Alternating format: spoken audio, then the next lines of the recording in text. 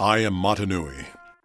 My original form was built on the world of Spherus Magna more than 100,000 years ago. I was built to bring order back to my world and its people, but I lost my way. With the help of new and old friends, I have one final chance to fulfill my duty and my destiny. I found myself on the largest chunk of Spherus Magna, which the survivors called Bara Magna. Using the Mask of Life, I created a new, smaller body for myself and learned more about duty and friendship than I had in all the thousands of years of being a robot. Along the way, I discovered clues of how I might free my people who remained enslaved by Makuta inside my old body. Long ago, the world of Spherus Magna was prosperous and serene. But the discovery of a powerful energy source at the core of the planet turned its people against one another. Warriors fought for different sides until the stresses of battle nearly tore the planet apart. Wise but fallible great beings constructed a giant robot, but the power source was unstable, and an explosion scattered parts of the metal giant across the face of the planet. Spherus Magna's past could be my future. Only two things stand in the way of freeing my people: finding a way of fixing and powering the old robot and getting permission to use it. I have a feeling neither will be an easy task. Following an Agori villager into the far north, I find him, as well as the object of my search, a massively energetic object that could power up the Bara Magna robot. It's ancient and unstable, but it's also my only chance to redeem my people's suffering. Now for the hard part: convincing the Glatorian and Agori to allow me to use their new mega village made from the failed robot that exploded eons ago. After all they have suffered, the last thing I want to do is take away their newfound security. But I must ask. The fate of my people rests on their answer, and I also suspect their own well-being depends on this broken-down robot shell. Learning from their mistakes, the great beings desperately constructed a new, larger robot. This machine was infused with an intelligence and mission to learn about the universe, and thus I awoke as the intellect of a giant robot. Smaller beings were placed inside me to maintain the inner workings. My earliest memories are of being activated on Spherus Magna. Safety measures in the form of 6 Toa warriors were put into place, just in case of unforeseen disaster. Little did anyone realize how vital these 6 beings would be in saving countless lives. My construction was completed just in time. As I left my home planet, energized protodermis leaked from the world's core and triggered a massive explosion that flung 2 huge chunks into orbit. These became the jungle moon of Bota Magna and the ocean world of Aqua Magna. The desert world that remained was renamed Bara Magna by the survivors. The village elder has granted me use of the robot. My newfound power supply lets me take control, but I must constantly monitor and adjust the ancient systems. I have no Matoran to regulate this body. The Mask of Life helps me master it, but it is still desperately hard to control. Nevertheless, it feels good to once again control a powerful robotic body. Dimly, I can sense my old body standing on the water moon. Although I no longer control it, I know that battles rage throughout the robot that Makuta Pterodax now controls. The Toa and Matoran I ignored for so long fight in vain to free themselves from an evil I allowed to flourish. I must help them. But how? Makuta feels my attention, and I know he is bringing the fight to me. I must prepare quickly. First, I must send the tiny forms at my feet to safety. Then I must do the job I was built for, reuniting 3 worlds back into one. I can only hope this robot form and its power supply are up to the task. I spent most of my existence exploring other worlds, watching cultures evolve, measuring and analyzing the dance of stars and planets. After a time, I took the beings inside my mental body for granted, ignoring them and their constant squabbles to focus on the outside universe. This neglect would cost me, and my small workers, endless misery and pain. Inside my body, workers maintained machinery and repaired the damage and fatigue caused over tens of thousands of years. Most, like the Toa and Matoran, were content with their roles, but the Makuta dreamed of glory and power. My inattention gave them numerous opportunities to scheme and plot. Power surges through my body, out through my metal fingertips, and I begin the process of reuniting both moons with Barra Magna. It is a tricky process, one that requires close attention. Even as I nudge the two moons onto their new paths, I feel Makuta racing closer. Time grows short. Desperately, I try to convince Makuta that we must work together, that we can save everyone and everything if we join forces. But as I feared, his insane lust for power overrides all logic.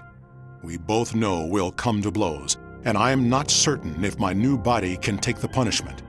My old body is powerful, this new one unstable, but I must try. Before blows are struck, I sense familiar beings escaping from Makuta. Sparing a small bit of my attention, I watch brave Tahu and a strange Toa of light fight their way free. They are followed by new yellow Rakshi. Makuta has been busy. Makuta attacks me, dragging up strength from both the mask of life and my unstable power supply. I am able to hold off this evil, but I cannot defeat it without damaging my people inside.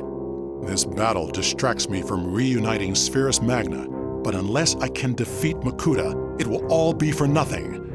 I only wonder how long my strength will last. As if there wasn't enough to worry about, now Makuta is attacking my Glatorian and Agori friends. I can't concentrate on that right now, no matter how desperate they are. But perhaps I can steer Makuta away from my friends scurrying at our feet. Finally, my journey drew to its close. As I traveled back to the planet of my construction to fulfill my final destiny, one ambitious Makuta attacked. Pterodax crashed my systems and sent my robotic body plummeting into the ocean moon of Aqua Magna. There, I slept for 1,000 years. Automatic systems camouflaged my face, one of the only parts of my body above the waterline. A fake volcano was created along with lush jungles, icy mountains, deep lakes, deserts, and caverns. Toa brought Matoran workers to this island paradise and then transformed into Turaga leaders to guide the Matoran. Memories of being inside a robotic universe were erased from all but the Turaga. Makuta Pterodax had yet more plans. Not content with putting me to sleep, he schemed to eliminate his fellow Makuta and take over my massive robotic body. The sacrifice of brave Toa Matoro brought my body to life, but Pterodax stole my robot form before my consciousness awoke. I was flung out of my own body, imprisoned in the mask of life. I feel a strange tickle from within. It's the mask of life. I knew it had a mind of its own, and now it's doing something on the ground. I spare a moment of attention to see what is happening, and I see Tahu transformed. 6 pieces of golden armor materialize around him, and I recall this particular contingency plan. It's a brilliant strategy, and I hope Tahu will be able to make it work. My moment of distraction allowed Makuta to scatter the armor, and I see enemies picking them up. It's all I can do to fend off Makuta's attack. There's nothing I can do to help Tahu. Reluctantly, I focus back on Makuta, and I am forced to ignore the battle raging at my feet. Makuta Pterodax feels no hesitation in using all the power at his disposal. I, on the other hand, am limited in my concern for those on the ground below me. I dare not unleash my full power and risk their harm. My restraint is costing me, however, and Pterodax senses it. I cannot hold off defeat much longer. Despite my own near defeat, I spare enough time to see what Tahu has accomplished. Fortunately, he and his comrades have recovered the golden armor, and he is even now putting it on. Every bit of thought and hope I can give are focused on Tahu. He must succeed. No, my distraction is nearly fatal to everyone. Makuta raises his foot and prepares to grind his foes and even his own Rakshi into the ground. There's just one chance to save everyone. Even bent over and near defeat, I can feel a ripple of power as Tahu uses his golden armor to blast the Rakshi into oblivion.